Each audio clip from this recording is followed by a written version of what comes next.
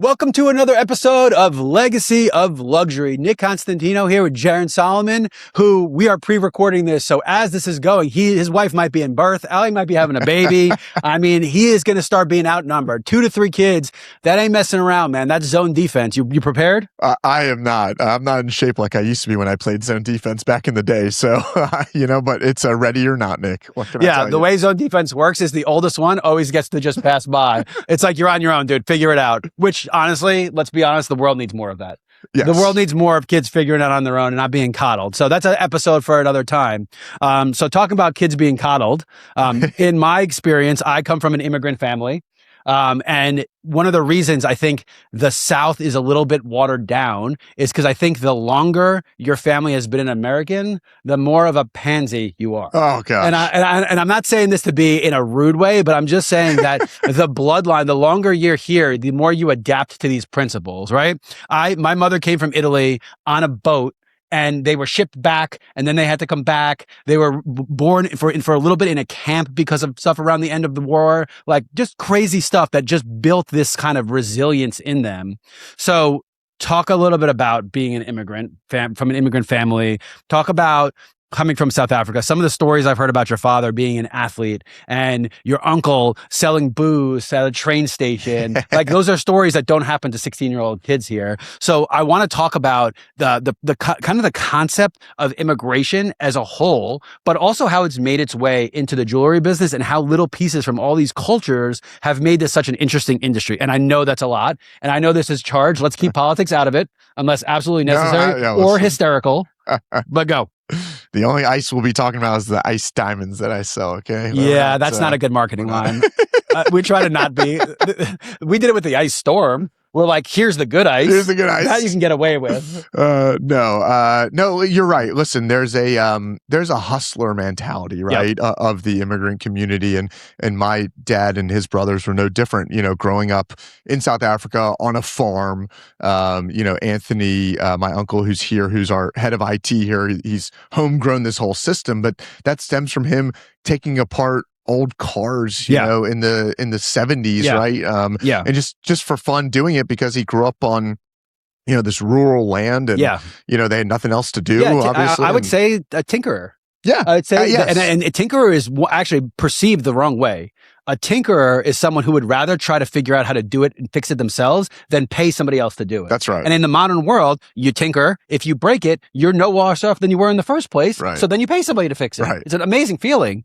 No, and that's exactly right. And so, and my dad working in the bottle shop, selling booze and, really hustling every single Friday when guys got their paychecks that were coming to see him. And you grow up with bar fights. And, one time someone broke a bottle and stabbed him in the hands, right, with a broken bottle at the bar. Like, and like you said, he's 16, 17 years old doing this, and my grandfather, was just like, wrap it up. Like, because pour some of that alcohol on it, dummy. That's that simple. Here's crazy glue. Go fix it. And it was like a bed and breakfast type of thing. So my grandmother was running the bed and breakfast, and, it was like, you worked and you hustled and you worked hard and, to earn that middle class lifestyle, I would say that my dad, and Anthony and Howard grew up in, it took hustling. And so when they came to the States, that's exactly what happened. And I would say, to bring it back to the question, the jewelry business, is that is essentially what the jewelry business is, right? You're literally, especially the diamond business, right? You're dealing with mines, right? So everything you're dealing with is foreign as well. So I would say that's a bit of an advantage, right? When you're dealing with other foreign folks and you're an immigrant, so you can kind of relate. Obviously, if you're South African and you're talking to South Africans about diamonds and De Beers, but even if you're South African and talking to someone from Botswana, you're better off than someone from the U.S. I mean, the cultural significance of being from a place is not lost. Europeans talk to Europeans, right? Like that's a big part of it. Hemisphere, just culturally, like they're different. Don't get me wrong. I've been to South Africa. I can't imagine Botswana and South Africa to be in Cape Town to be similar, right? But similar enough where you have something in common. Yeah, but so I think that there's a lot of gravitation when you really look at it. It's like, when you're talking about like old school Atlanta families, the common theme is you owned real estate forever, right? Because you were here, right? When the immigrant comes, it's like, okay, well, all of that's been, cleaned up. What are we going to do, right? So you see a lot of these Armenians that got into the gold business, right? And it all, if you go, like we're going to the Centurion show, we're going to meet with a lot of owners. There's a lot of immigrants there.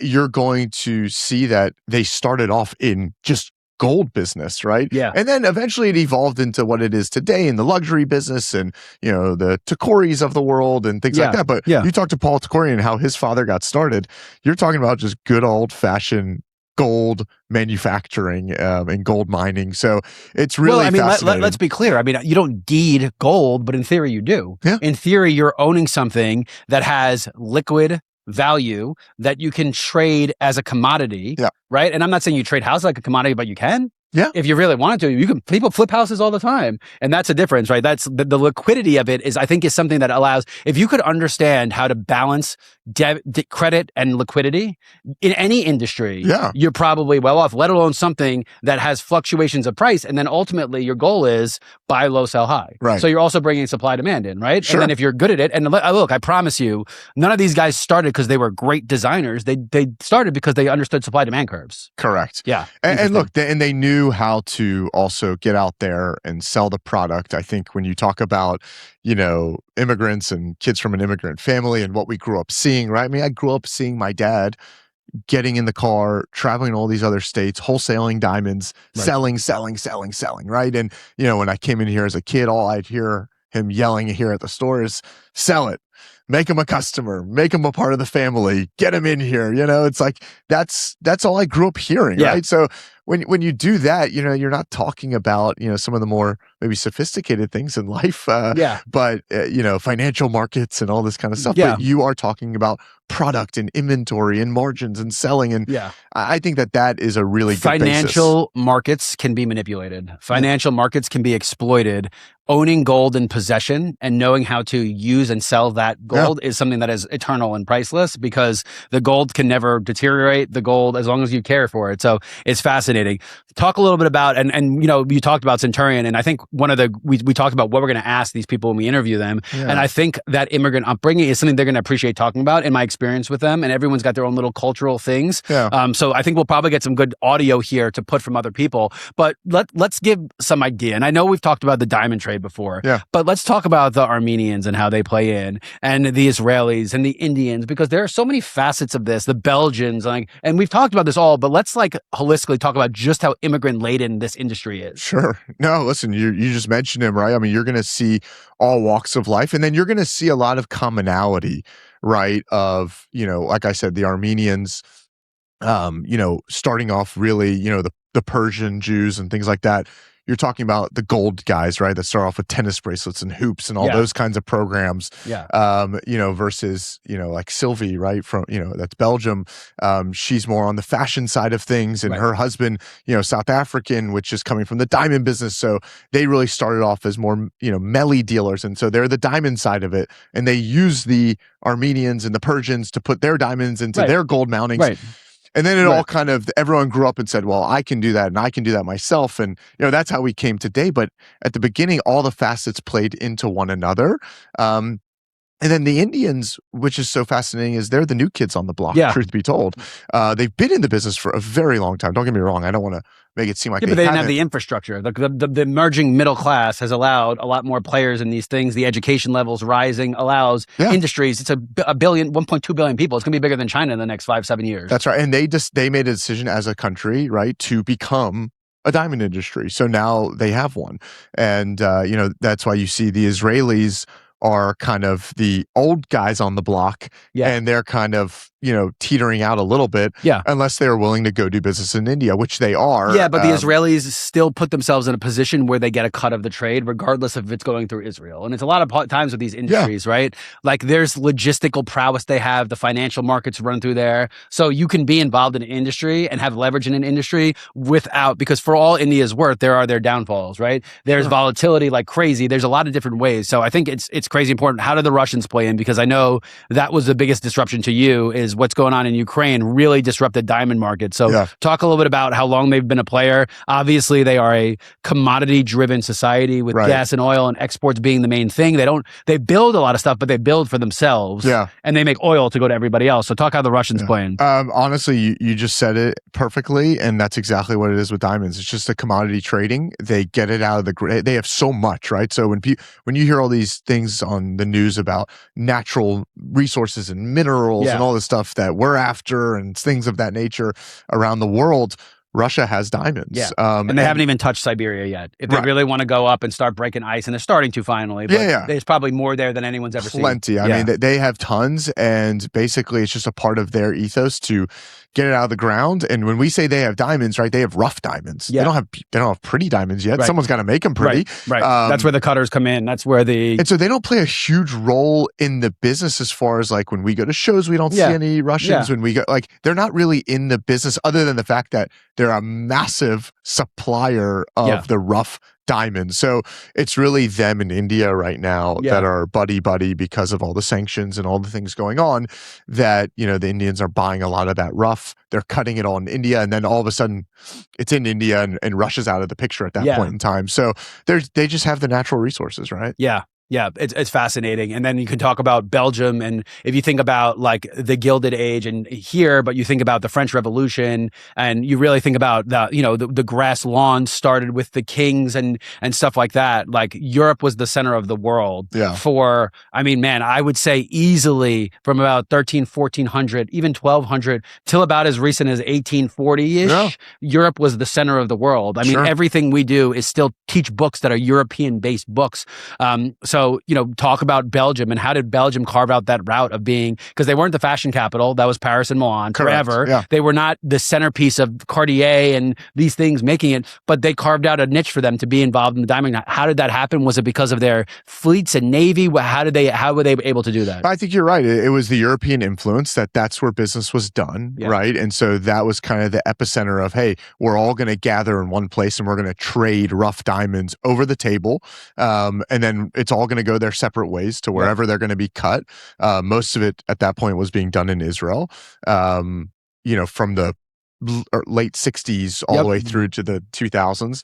And, Antwerp really became the hub, right, for the rough diamond business. And that was the trading center. It was, if you want to go trade, you go to Wall Street, right? Well, if you want to go trade rough diamonds, go to Antwerp. Yeah, I love it. And like Belgium is the center of the European Union. Most people don't even know that. They assume Germany or France, but Belgium is the center, holds it. If you talk about, and you go, the center of the United Nations really comes out of Belgium. They are as neutral of a place as has ever been. But that being said, they used to have a substantial navy and had the resources, because a lot of this, remember, you're talking 1700, you needed boats.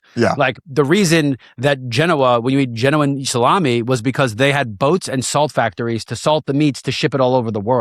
So a lot of the way these chains were set up, we think of it modern, but it was, do you have a port? Do you have ships? Is it a protected port? Correct, yeah. Right? Like there's a lot of places, if you were raiding that much gold and someone really wanted to conquer you, right? If the Mongols wanted to come down or the Celts wanted to come down and conquer you, and you didn't have a port, if you have a port, what are they going to do? Ride their horses on the water? Right. Like you have built in. So I always think geopolitics is fascinating. I actually enjoy looking backwards because so much of what happens today was formulated hundreds of years ago. And there's probably more to the story than we're going on.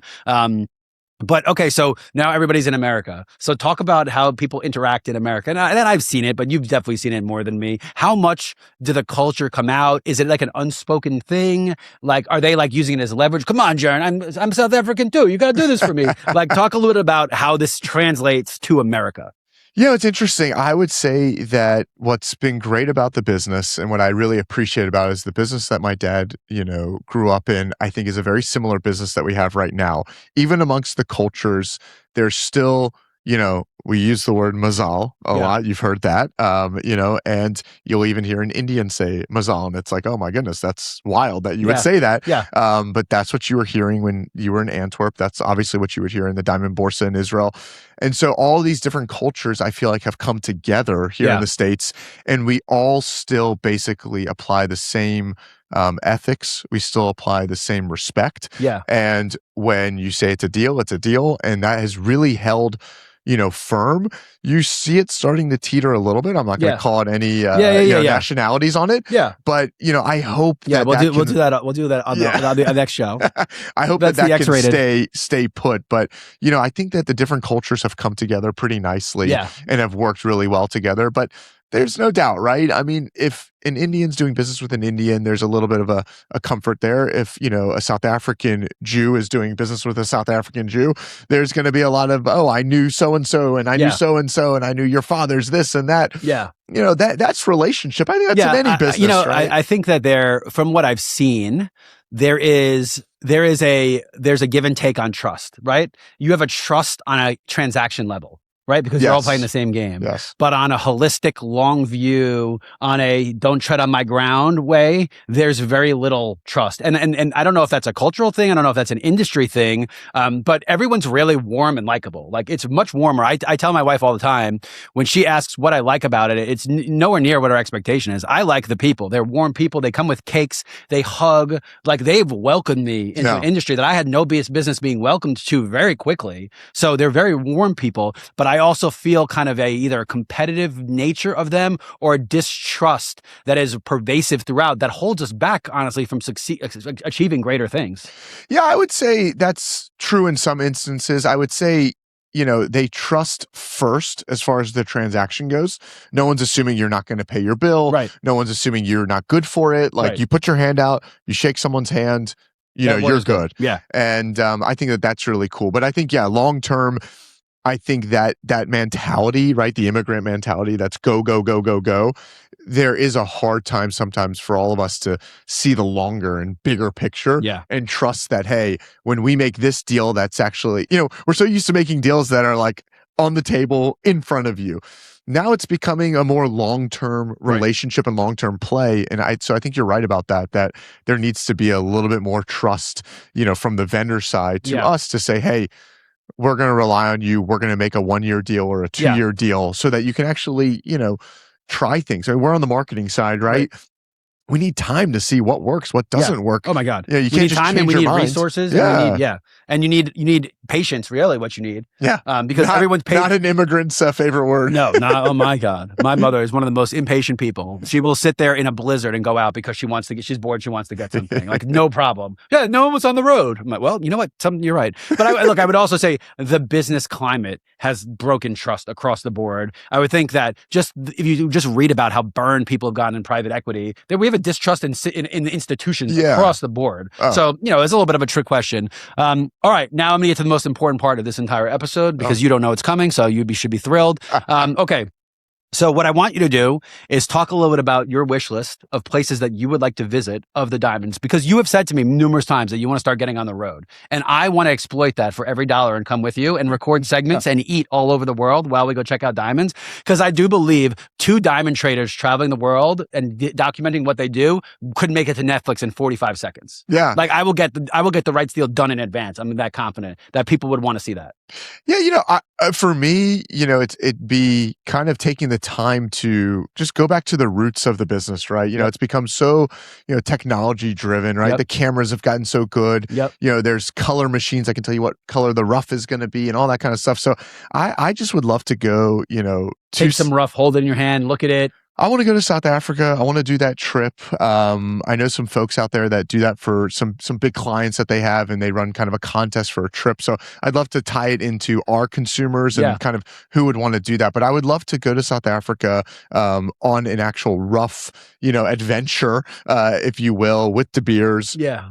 I would love to go to Canada and Rio Tinto, and really kind of go see, even Australia, right? The Argyle mine is now completely dry, that's where the pinks and the blues are coming from. Right. What led to that? How did they know that it was dry? What's going on? Like, I don't really know all of the, actual, geological, what's going on there, right? So if you know, then you know how supply demand works. And the only way these industries keep their value is keeping a secret as what supply demand is. And my biggest thing, and you know this, right, is the transparency of it. So, I mean, I would love to not exploit anyone at all, but really get the transparency involved and figure out, I think that would be so fun, So I think, Nick, South Africa, Canada, Australia. Yeah. Let's do it.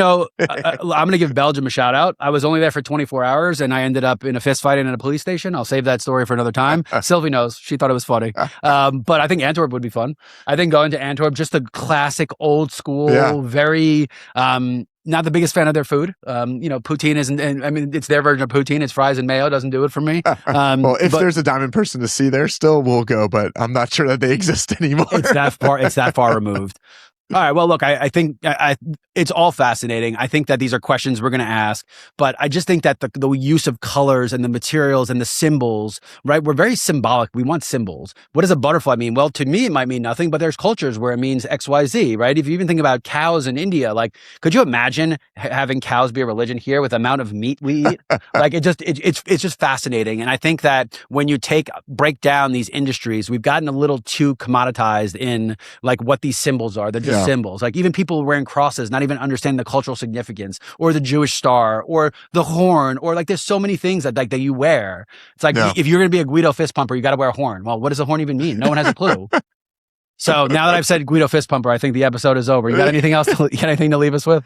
No. I think this was great, and just want to give a big shout out, right, to our parents and people that have come here from overseas, have done the American dream. I think that word gets thrown around a lot. I'm just very blessed to have actually seen it in action, and working hard and getting ahead the right way, and I just am very grateful. So huge shout out, Dad, Mom, appreciate it, and this was the legacy of luxury. Do you know that my Nana has never driven a car and still speaks no English? She came over here in 1960 and she's never driven a car in her life. She lives in Queens. She walks, gets what she needs, and she's 102 years old.